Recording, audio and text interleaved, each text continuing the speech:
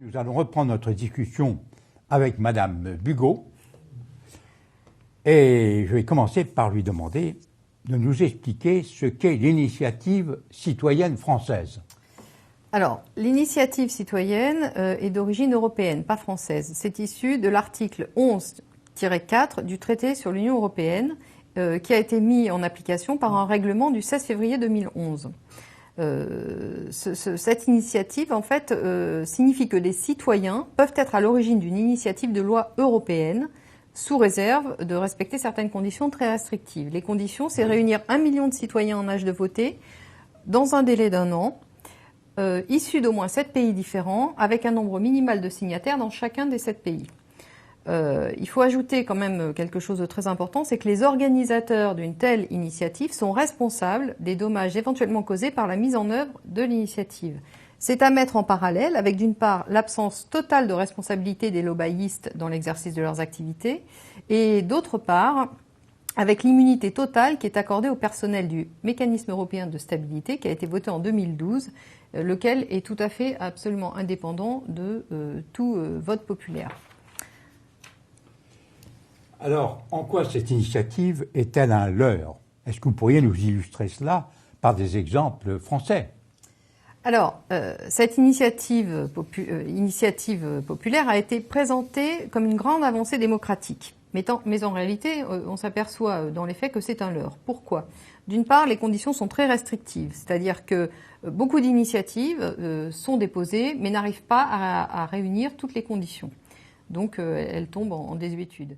On nous l'avait promis, l'initiative citoyenne européenne allait dépoussiérer nos démocraties. Avec 1 million de signatures venues de 7 pays au moins, les citoyens allaient pouvoir influencer les lois. 3 ans après, les ONG déchantent. Réunies à Bruxelles par le Comité économique et social européen, elles demandent plus de soutien et moins d'entraves. Le processus est très lourd. Il y a beaucoup d'exigences légales. Et chaque pays européen demande des informations différentes aux ressortissants qui signent l'ICE.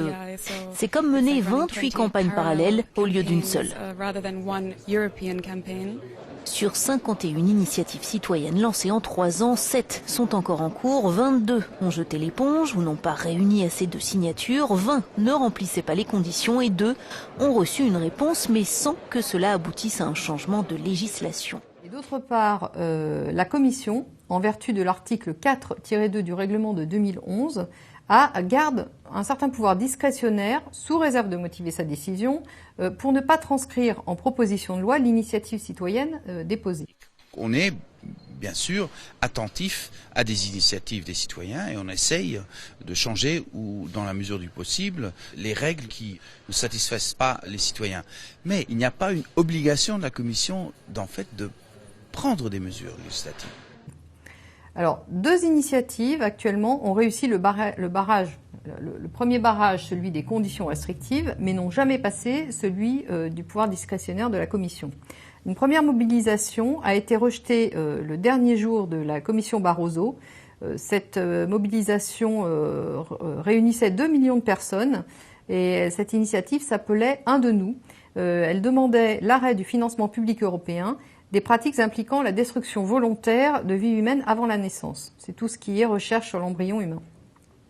La deuxième initiative dont tout le monde a entendu parler récemment, c'était une mobilisation sans précédent contre les traités de libre-échange actuellement négociés en secret par la Commission européenne avec les États-Unis. Donc la Commission européenne Juncker a rejeté cette initiative par une fin de non-recevoir. Les organisateurs ont saisi la Cour de justice et ne comptent pas en rester là. Ils veulent intensifier la manifestation de leur mécontentement. Sur le même sujet, il faut préciser que la Commission a refusé, mi-janvier 2015, de considérer le refus massif par les citoyens de la clause de règlement des différends à l'occasion de réponses à une très fastidieuse consultation publique que la Commission s'était sentie obligée d'engager.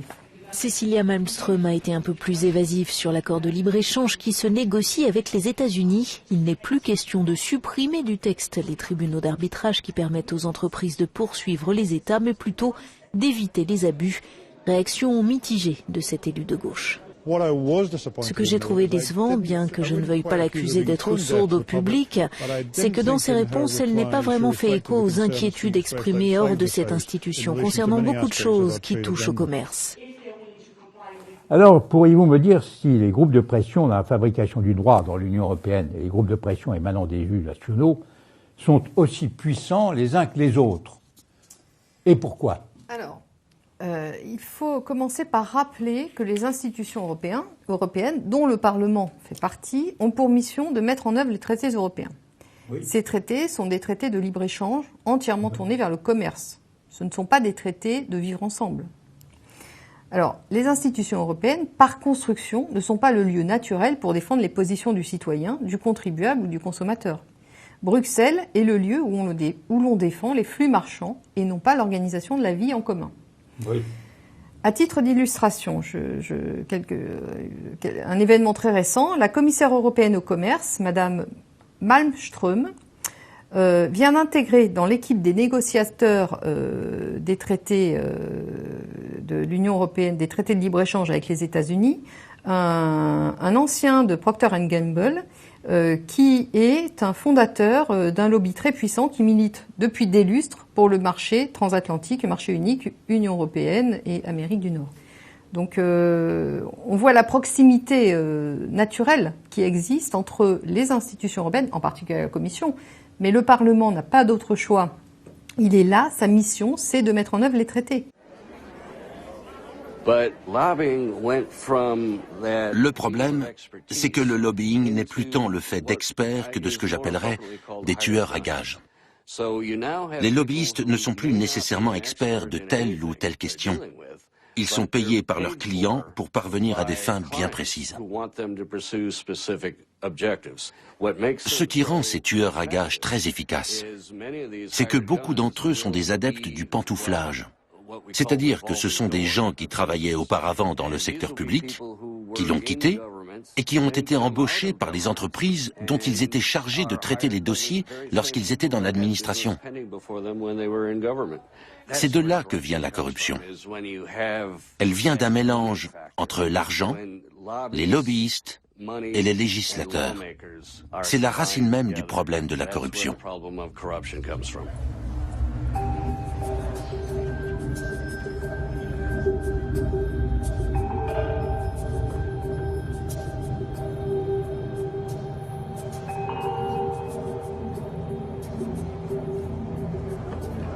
Nous sommes ici dans les locaux du Parlement européen, où siègent plus de 750 élus. On peut se demander combien de ces élus défendent vraiment les intérêts des citoyens et combien défendent ceux des grandes entreprises. Qu'est-ce que c'est que le lobbyisme à Bruxelles? C'est 30 000 lobbyistes qui y vivent. Si on estime que les décideurs, que les chargés de voter les lois sont un millier de personnes, ça fait 30 lobbyistes par décideur. Donc, vous voyez qu'ils sont bien entourés. Oui. D'autre part, autour de la Commission, du Conseil et du Parlement européen, 1 kilomètre autour de ces institutions-là, tous les immeubles sont occupés par des grands noms, des noms éminents du monde des affaires. Le lobbying à Bruxelles, c'est plusieurs milliards de chiffre d'affaires par an. Le lobbying, qu'à une autre époque on aurait appelé corruption d'agents publics, est érigé en principe de fonctionnement inhérent aux institutions européennes. Aucune responsabilité pour les dommages causés aux populations par leur activité de lobbying, à contrario de ce qu'on vient de voir concernant l'initiative citoyenne. Voilà. Donc ça donne tout de suite le rapport des forces entre les citoyens individuels, les individus qui vivent dans l'Union européenne et les corps constitués que sont les grandes corporations qui peuvent se payer des cohortes de lobbyistes. Et ces rendez-vous terminés, le lobbyiste se rend directement dans la salle où se réunit la commission parlementaire. C'est ici que l'on discute des textes de loi à voter. Et sans complexe, le lobbyiste va prendre place dans l'assistance.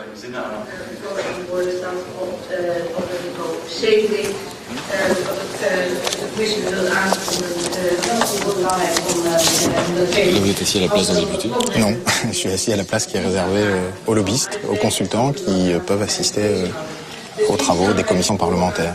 J'analyse ce qui se passe, ce qui se dit, et ensuite je peux recontacter les parlementaires afin de leur faire part des observations qui me semblent être importantes.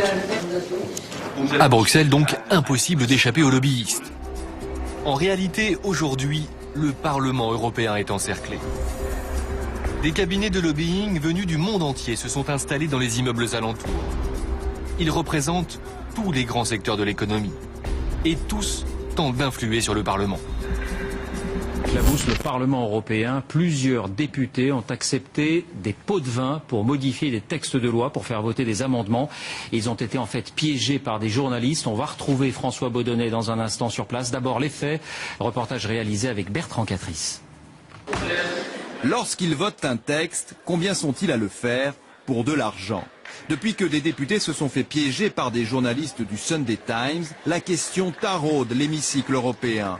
Moyennant jusqu'à 100 000 €, 4 eurodéputés ont accepté de déposer des amendements. Pour Adrian Severin, le vice-président des élus socialistes, la vidéo est accablante. Yes, well, I think because I didn't really count, but I think for that would be 2 or 3 days. Is it all right? Do you think? Yes, so that would be, say, 12,000 euros. Yes. Malgré l'évidence du scandale, cet ancien ministre roumain refuse de démissionner. Son groupe politique est sous le choc. Nous l'avons exclu, il a quitté le groupe, il n'est plus membre de notre groupe, et j'attends qu'il quitte le Parlement européen parce que cet homme a fait un grand hommage à l'institution. Problème, il y a au Parlement européen 5000 lobbyistes accrédités et leurs relations avec les députés sont mal encadrées. Ernst Strasser, élu conservateur autrichien, avoue même, sans honte à ceux qui le piègent, qu'il est lui aussi lobbyiste. If it's possible to be under the undercover, it's much more better.